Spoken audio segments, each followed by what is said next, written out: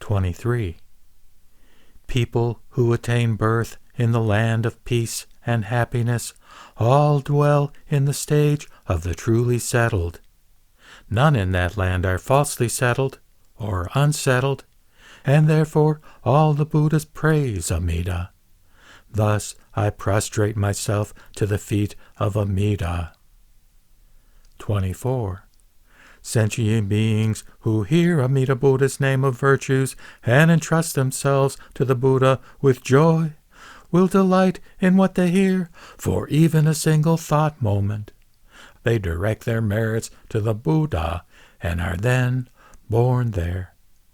Excepted are those who commit the 5 grave offenses and those who slander the right Dharma.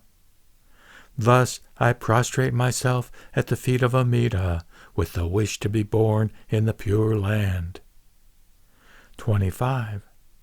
There is nothing in this world that can compare to the excellence of the Bodhisattvas and Shravakas in the land of peace and happiness. Shakyamuni, even in his unsurpassed eloquence, revealed only a mere portion of it through his many discourses. He compared the lowliest beggar to a king. Next, he compared the king to a Chakravartin king.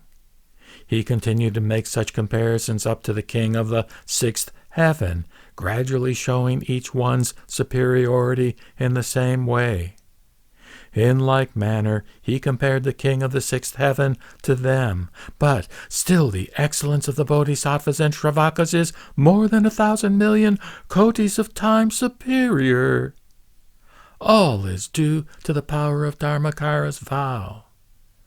Thus I prostrate myself at the feet of Amida, the power of the great mind. 26. There is nothing that the devas and humans want which is not attainable. When it comes to mind, it appears immediately. 1, 2, or immeasurable treasures materialize as garments, accessories, and fragrances as their hearts desire. Buildings, food, and drink appear one after another in the same way. Thus I prostrate myself at the feet of Amida, the inexpressible Buddha. 27.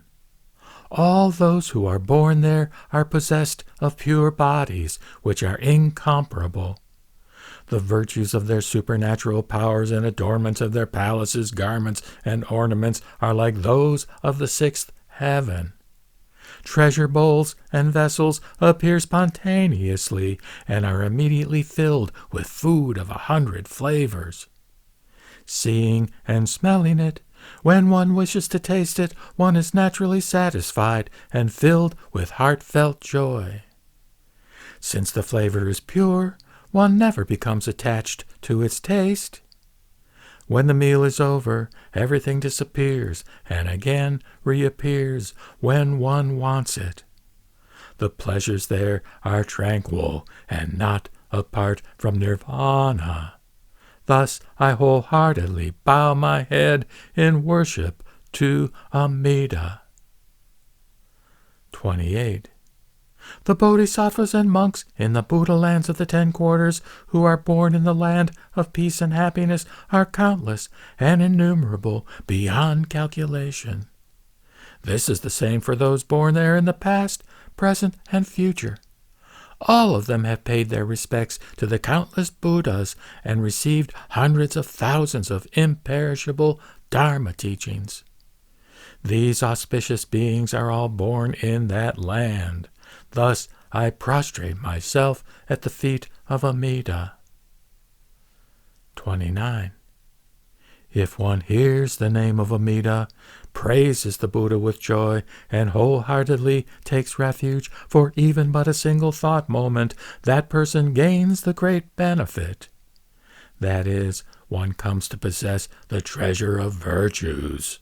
Even if the great 1,000-fold world were filled with fire, pass through immediately to hear the Buddha's name. If one hears Amida, one will never regress. Thus I wholeheartedly bow my head in worship to Amida.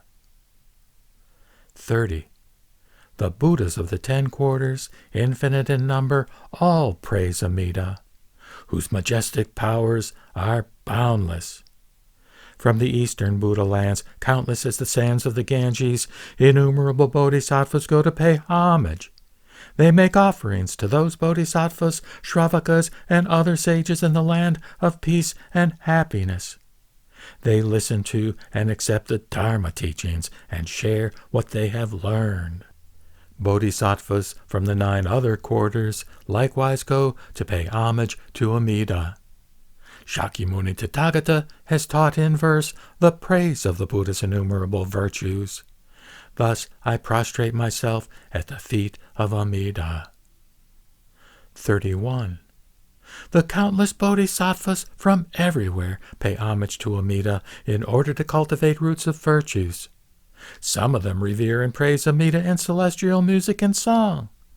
Others compose verses on the Buddha's wisdom that illuminates the world. Some make offering of celestial flowers and garments. Still others, in witnessing the Pure Land, establish vows similar to Amida's. All those sages appear before Amida, and through the Buddha's august voice receive the prediction that they will attain Buddhahood. All bodhisattvas strengthen their aspirations and practices. Thus I prostrate myself at the feet of Amida the Bhagavat. 32. When the sacred Lord, world-honored Amida, expounds his teaching, the great assembly gathers at the 7-jeweled hall. Hearing what the Buddha expounds, without exception they all rejoice, comprehend, and attain enlightenment.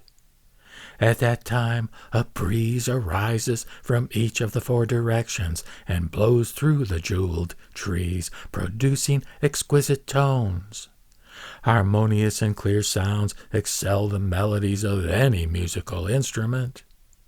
Fragrant wind blows through, scattering the heavenly flower petals.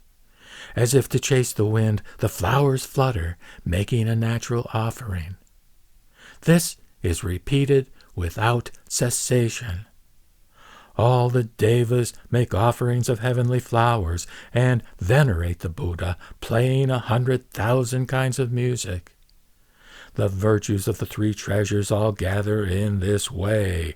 Thus, in reflecting on these images, I pay homage to Amida, the one called the Hall.